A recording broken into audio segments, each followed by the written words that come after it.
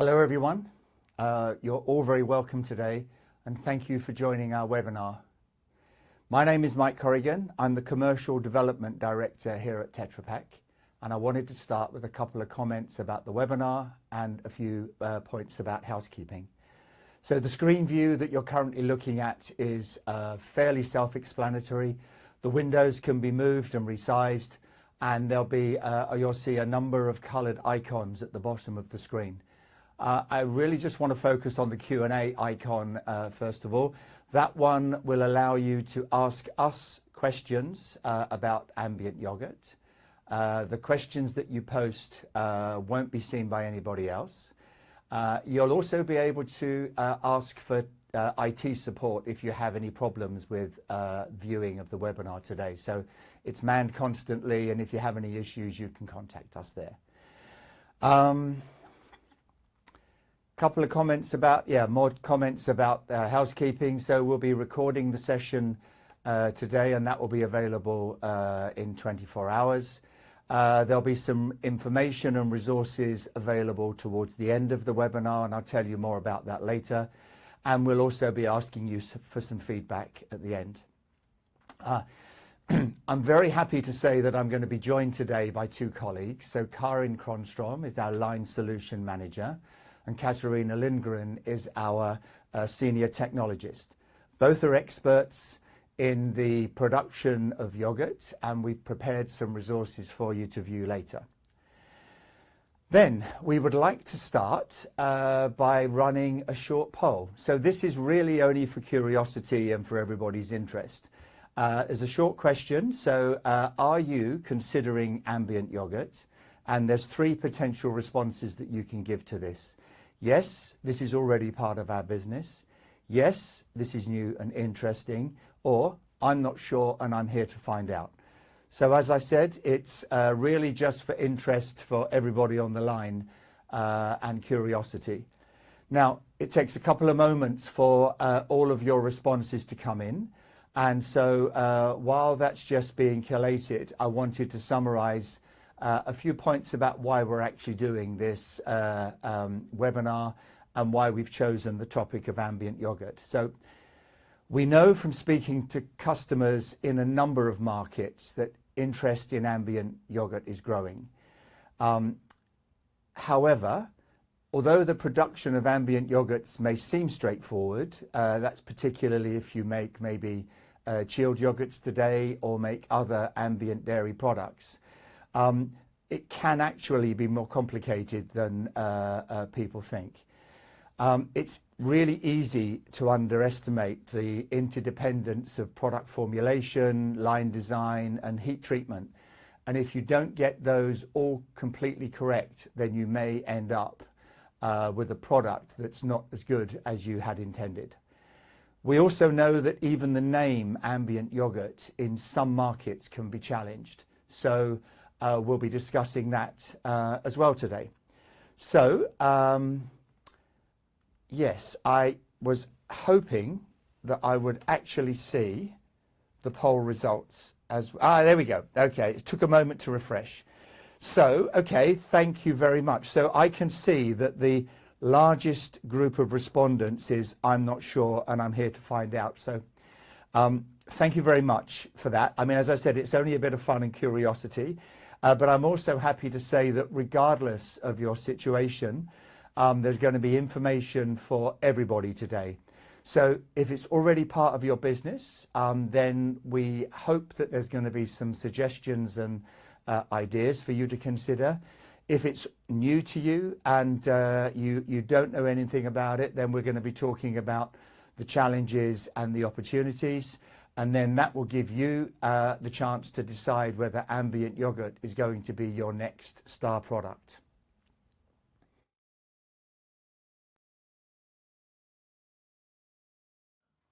I'm Karin. And I'm Katarina. So let's start by defining what we mean when we say ambient yogurt. Traditional chilled yogurt is produced by adding yogurt bacteria to milk. The yogurt bacteria acidifies the milk, thickening it and creating the great taste and texture that we recognize as yogurt. A chilled yogurt therefore contains yogurt bacteria, and has a shelf life of 3 to 4 weeks if stored and distributed at chilled conditions. To make an ambient yogurt, we need to add another processing step, a heating step. The heating step inactivates the bacteria and makes it possible to store and distribute the product at ambient conditions. This type of product typically has a shelf life of 5 to 12 months. So, is this then still a yogurt? Well, that depends. In some countries, local legislation state that in order to be sold as a yogurt, the product needs to contain live yogurt bacteria. A better name would perhaps be yogurt-based product for ambient distribution, but in this webinar we will use the name ambient yogurt now that we all know what we mean. So, if this is a product that cannot be sold as a yogurt, is it still of interest for yogurt producers? I would say yes. Even though this product doesn't contain the live bacteria that we know of yogurt, it has many other great health benefits, like a naturally high level of protein and a relatively low level of lactose. And this is due to the fermentation process. And this makes the ambient yogurt products more easily digestible than other milk drinks. And don't forget, these are products with great taste. Creamy and spoonable products or refreshing drinks. The variation possibilities are endless, and it's up to you to make your product fit your consumers. These are products that are ideal for on-the-go consumption, snacking or meal replacements or drinks that are more nutritious than soft drinks. And add to this the convenience of not having to distribute at cold temperatures. For producers, these products allow new markets to be reached. The longer shelf life allows longer geographical distribution ranges. And also, don't forget, there are markets that don't have a reliable cold chain. And for those markets, ambient products are the only options. So taken all together, even though maybe these products cannot be sold as true yogurts, I still think they have a great value for yogurt producers.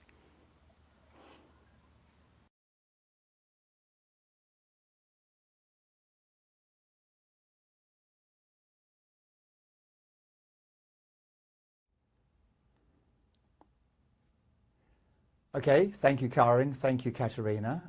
So we can already see that there are some questions coming in. Thank you for that. Please keep them coming. But we'd like to start maybe by looking at some frequently asked questions. And one of the most frequently asked questions relates to shelf life. So what shelf life can I expect from ambient yogurt?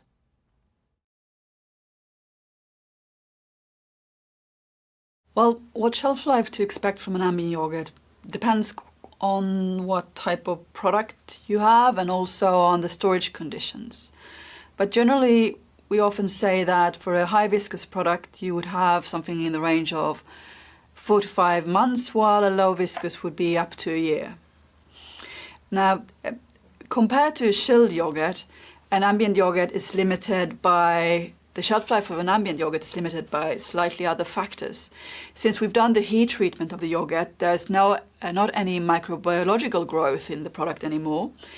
So the shelf life is limited by physical changes, typically sedimentation or separation, and often changes in texture or flavor of the product.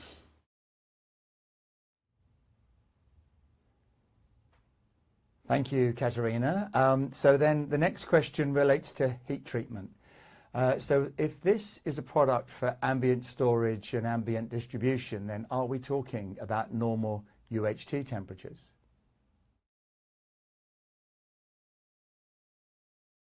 No. Yogurt is a low pH product, and in a low pH product, the low or the high acidity actually prevents microbiological growth to a large extent.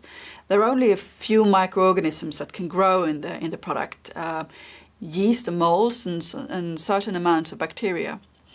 And therefore, it's not necessary to do a full UHT treatment of the product. Instead, a lower heat treatment, pasteurization, 75 to 110 degrees, is sufficient to create a product that has that can be stored and distributed at ambient conditions. Okay, thank you for that. So we've talked about the definition of ambient yogurt, we've talked about heat treatment, and we've talked about shelf life. So then let's go back to the experts and learn more about the different types of processing solutions that are available for the different types of ambient yogurt.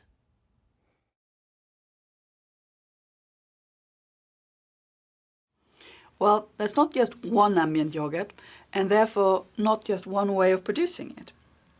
Today, our customers are producing yogurts, ambient yogurts, in a large range of different consistencies. From very low viscous, almost milk-like, to more pudding-like, spoonable products. The consistency of an ambient yogurt is very much down to the formulation of the product. While a traditional chilled yogurt can be produced using only milk and yogurt bacteria, ambient yogurt requires additional ingredients to withstand the heat treatment and also ensure the long shelf life of the product. In order to produce an ambient yogurt that's attractive to your consumers, you need knowledge not only about the local consumer requirements, but also ingredient functionality. And don't forget, we also need to consider the impact that the processing has on these formulated products. Yogurt itself is very sensitive towards mechanical treatment and heat. We can add ingredients to build texture and viscosity and protect against the heat treatment, but these ingredients may themselves require treatment to be activated. Now, it feels like we're only telling about the difficulties and challenges with producing ambient yogurt. What about the keys? Well, that's because there's not just one solution that fits all situations. What numerous trials at the Product Development Center has taught us is that every case is unique. Finding the right solution requires not only experience and knowledge, but also close cooperation with customers and ingredient suppliers. This is why we are initially asking more questions than we are giving answers. Let's take some examples. So, this is an example of a line producing low viscous yogurt, like the one here. This type of product has been very popular in Southeast Asia. The yogurt is mixed with juice or with water to create a refreshing yogurt drink. To start with, the production line looks very much like that of a traditional chilled yogurt. We have formulation of the yogurt milk, followed by homogenization and heat treatment, and fermentation. After the fermentation, a stabilizer, typically pectin, is added to the yogurt. The yogurt pectin mixture is then homogenized in the final heat treatment to give the full stabilizing functionality of the pectin. The heat treatment applied is typically in the range of 90 to 100 degrees. After the heat treatment, what's most important is that the product is not recontaminated. High hygienic or even aseptic design should be applied all the way to the filler. Now, let's look at a different type of ambient yogurt product. Products that are high viscous, spoonable, and similar to the ones that are so popular in China. In this process line, we add the ingredients, the stabilizers, already with the yogurt milk before the pasteurization and fermentation. And this is typically a combination of pectin, starch, gelatin, and different types of gums. They all have different functionalities, but together the aim is to build viscosity and to get a good mouthfeel and stability throughout the shelf life. In the fermentation tank, we have a very high viscous product after the fermentation. And everything that we do downstream the fermentation tanks will somehow decrease the viscosity and decrease the stability of the product. So the line design must really care for being gentle to the product. The heat treatment applied is typically in the range of 75 degrees. And then, of course, again, we need to make sure that we don't have any recontamination in the buffering or in the filler. So that was 2 different ways of making 2 different types of yogurt in a very short introduction.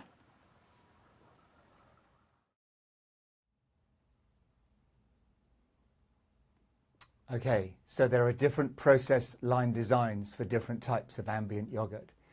So how do we make sure that we get the correct viscosity?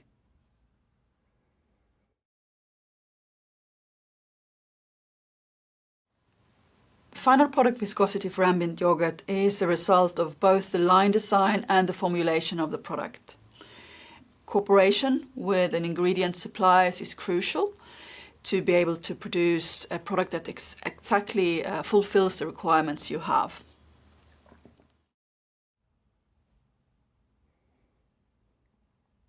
So line design and product formulation. Okay, now we'd like to do another short poll, take another short poll or survey, and we would like to ask you which type of yogurt product is of most interest to you. Is it as a drink, plain, as a drink with particles, or spoonable plain, or spoonable with particles? So perhaps you could give us your answers. And again, it takes a few moments for your responses to come in. And we know from speaking with a number of customers that this point about adding particles to yogurt is very interesting, probably because it's quite challenging. So while we're waiting for the poll results, perhaps we can go back to Karin and Katarina to hear from them about the ways in which you can add particles to yogurt, particles to ambient yogurt.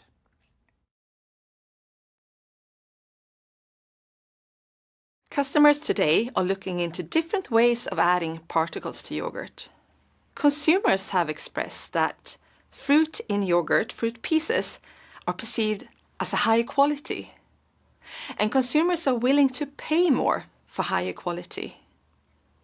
And adding particles to yogurt allows a great ways of differentiation. Different particles can be added, like peach, or oat grains, or tapioca bubbles, or, like here, nectar de cocoa cubes. When processing such particulate foods, we need to take care of both making the food safe, of course, with a great taste and texture, and with maintained particle integrity. Different particles, depending on type and size, require different heat treatments. Some particles are quick heated, while others require longer times and higher temperatures. Now, the challenge here is that yogurt is often heat sensitive. So when designing a line, we need to consider both how to take care of the yogurt, which is sensitive, and then make sure that the particle is heat treated the right way. And this is quite tricky. The Tetra Pak calculation program, PartCalc, allows us to calculate the optimum heat treatment program for particles. For a particle, the most important thing is to heat treat into the core of the particle, and at the same time we don't want to overheat treat the particle so that it loses integrity. There are different ways of heat treating ambient yogurt with particles. The most straightforward way is to mix the particles and the yogurt before the heat treatment. That is what we're showing on the top here. The particles and the yogurt base are mixed together, heat treated before the filling. The heat treatment needs to be designed for the most demanding component, and that's often the particle. The yogurt, on the other hand, which may be more heat sensitive, can then be damaged by the higher than optimum heat treatment, and that will influence the final product quality. An alternative way of heat treating ambient yogurt with particles is to do what we call a dual line concept, and that's what we can see here. The particles and the yogurt base are heat treated separately and not mixed together until just before filling. These concepts give greater flexibility when it comes to heat treating different types of particles, while at the same time ensuring that the final product quality is as high as possible. So there you go. There is not one single solution that fits all. And this is what we love about working with yogurt customers. Whether we're talking about a chilled yogurt or an ambient yogurt, the variation possibilities are just endless. Different taste and texture and composition and even the way that they are consumed may differ. And for us, who work with processing solutions every day, this is when we get to bring out the very best of our technological expertise and our engineering skills to design processing lines that fits each customer's unique requirements. Now, this is a challenge that we are very happy to take on.